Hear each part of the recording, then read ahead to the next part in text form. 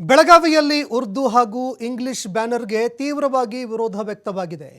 ಪಾಲಿಕೆ ಆಯುಕ್ತರ ಕಚೇರಿಗೆ ನುಗ್ಗೋದಕ್ಕೆ ಕರ್ನಾಟಕ ರಕ್ಷಣಾ ವೇದಿಕೆ ಪ್ರಯತ್ನ ಕೂಡ ಮಾಡಿತು. ಇವತ್ತು ಪ್ರತಿಭಟನೆ ಹಿನ್ನೆಲೆ ಪಾಲಿಕೆ ಮುಂಭಾಗದಲ್ಲಿ ಸಿಬ್ಬಂದಿಗಳು ಗೇಟ್ ಹಾಕಿದ್ದಾರೆ.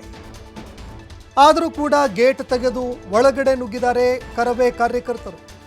ಕರ್ನಾಟಕ ರಕ್ಷಣಾ ವೇದಿಕೆ ಕಾರ್ಯಕರ್ತರು ಪಾಲಿಕೆಯ ಗೇಟನ್ನು ತೆಗೆದು ಒಳಗಡೆ ನುಗ್ಗಿದ್ದಾರೆ. ಇದರಿಂದ ಕರ್ನಾಟಕ ರಕ್ಷಣಾ ವೇದಿಕೆ ಹಾಗೂ ಪೊಲೀಸರ ನಡುವೆ ಮಾತಿನ ಚಕಮಕಿ ಕೂಡ ನಡೆಯಿತು. ಇನ್ನು ಪಾಲಿಕೆಯಲ್ಲಿ ಸದ್ಯ ಗೊಂದಲದ ವಾತಾವರಣ ಕೂಡ ನಿರ್ಮಾಣ ಆಗಿದೆ. ಈಗಾಗಲೇ ಮರಾಠಿ ಭಾಷೆಗೆ ಸಂಬಂಧಪಟ್ಟಂತೆ ತೀವ್ರವಾಗಿ ಆಕ್ರೋಶ ವ್ಯಕ್ತವಾಗ್ತಾ ಇತ್ತು. ಈಗ ಇಂಗ್ಲಿಷ್ ಇದರ ಜೊತೆಗೆ ಉರ್ದು ಬರಹಗಳಿಗೂ ಸಂಬಂಧಪಟ್ಟಂತೆ ಆಕ್ರೋಶ ವ್ಯಕ್ತವಾಗ್ತಾ ಇದೆ.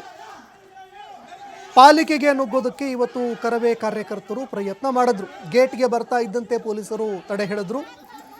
ಇದೇ ಸಂದರ್ಭದಲ್ಲಿ ಪೊಲೀಸರು ಹಾಗೂ ಕರವೇ ಕಾರ್ಯಕರ್ತರ ನಡುವೆ ಜಟಾಪಟಿ ಕೂಡ ನಡೀತು, ವಾಕ್ಸಮರ ಕೂಡ ನಡೀತು. ಕೊನೆಗೂ ಗೇಟ್ ತೆಗೆದು ಪಾಲಿಕೆಯ ಒಳಗೆ ನುಗ್ಗೋದಕ್ಕೆ ಕಾರ್ಯಕರ್ತರು ಪ್ರಯತ್ನ ಮಾಡಿದ್ದಾರೆ.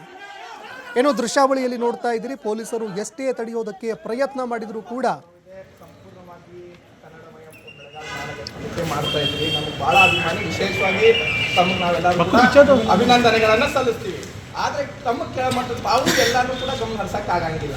ತಮ್ಮ ಕೆಳಮಟ್ಟದ ಅಧಿಕಾರಿಗಳು ಇಷ್ಟೊಂದು ವ್ಯಾಪ್ತಿ, ಇಷ್ಟೊಂದು ಸಂಖ್ಯೆ ತಮ್ಮ ಸಂಖ್ಯೆಬಲ ತಮ್ಮ ಆಡಳಿತ ಅಧಿಕಾರಿಗಳದಾರ, ಯಾರೂ ಕೂಡ ಅದ್ರ ಬಗ್ಗೆ ಕ್ರಮ ತಗೊಂಡಿಲ್ಲ. ಸಾಕಷ್ಟು ಇವತ್ತು ನೀವು ಬೆಳಗಾವಿ ನಗರದೊಳಗೆ ನೋಡಬೇಕು, ಗಣೇಶ ಚತುರ್ಥಿ ಮತ್ತು ಈದ್ ಮಿಲಾದ್ ಒಂದಕ್ಷರ ಕೂಡ ಕನ್ನಡವನ್ನು ಬಳಸಿಲ್ಲ. ಜನಪ್ರತಿನಿಧಿಗಳನ್ನು ಹಿಡ್ಕೊಂಡು ಈ ರೀತಿ ಕಮಾನ ಹಾಕ್ಬೇಕಂದ್ರೆ ಮಹಾನಗರ ಪಾಲಿಕೆ ಅನುಮತಿ ತಗೋಬೇಕಾ?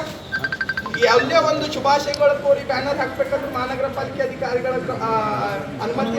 ತಾವು ತಮ್ಮ ಬಗ್ಗೆ ನಮಗೆ ಬಹಳ ಗೌರವ ಇದೆ. ಸಂಪೂರ್ಣವಾಗಿ ಕನ್ನಡಮಯ ಬೆಳಗಾವಿ ಮಹಾನಗರ ಪಾಲಿಕೆ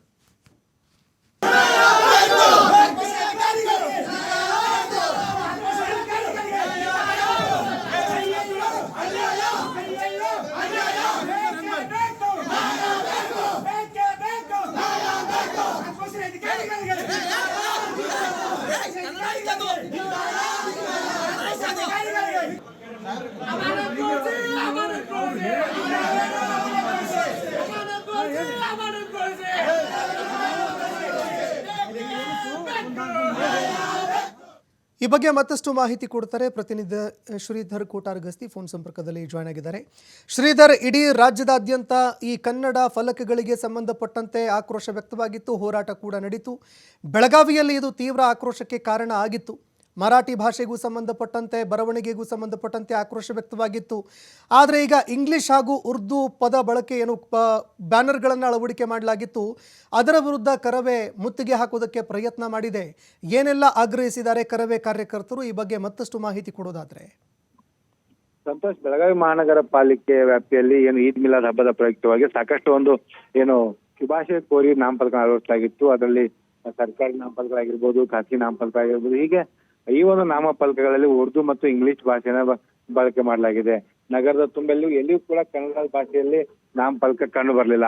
ಆ ಒಂದು ಕಾರಣಕ್ಕಾಗಿ ಬೆಳಗಾವಿ ಮಹಾನಗರ ಪಾಲಿಕೆ ಕಂದಾಯ ಇಲಾಖೆ ಅಧಿಕಾರಿಗಳ ಒಂದು ವೈಫಲ್ಯ ಆಗಿರ್ಬೋದು, ಕನ್ನಡ ಅನುಷ್ಠಾನದಲ್ಲಿ ಕಂದಾಯ ಇಲಾಖೆ ಅಧಿಕಾರಿಗಳು ತೋರಿಸುವಂತ ಏನು ನಿರ್ಲಕ್ಷ್ಯ ಭಾವನೆ ಏನಿದೆ ಅದರ ವಿರುದ್ಧ ಒಂದು ಆಕ್ರೋಶ ಹೊರ ಹಾಕಿದ್ದಾರೆ. ಯಾಕಂದ್ರೆ ಈ ಒಂದು ಜಾಹೀರಾತು ಫಲಕಗಳನ್ನು ಅಳವಡಿಸುವ ಸಂದರ್ಭದಲ್ಲಿ ಮಹಾನಗರ ಪಾಲಿಕೆ ಅಧಿಕಾರಿಗಳಿಂದ ಅನುಮತಿಯನ್ನು ಪಡೆಯಬೇಕಾಗುತ್ತೆ. ಅದರಲ್ಲಿ ಕನ್ನಡವನ್ನು ಕಡ್ಡಾಯವಾಗಿ ಏನು ಬಳಕೆ ಮಾಡಬೇಕಾಗತ್ತೆ.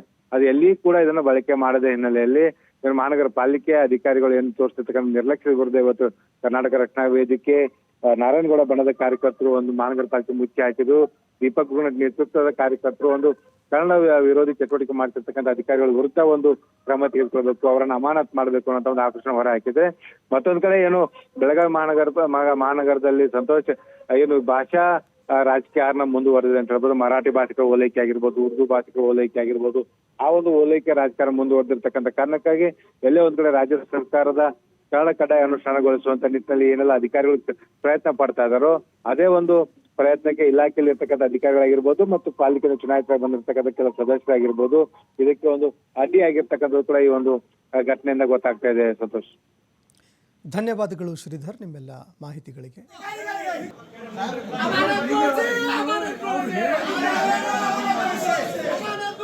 Aman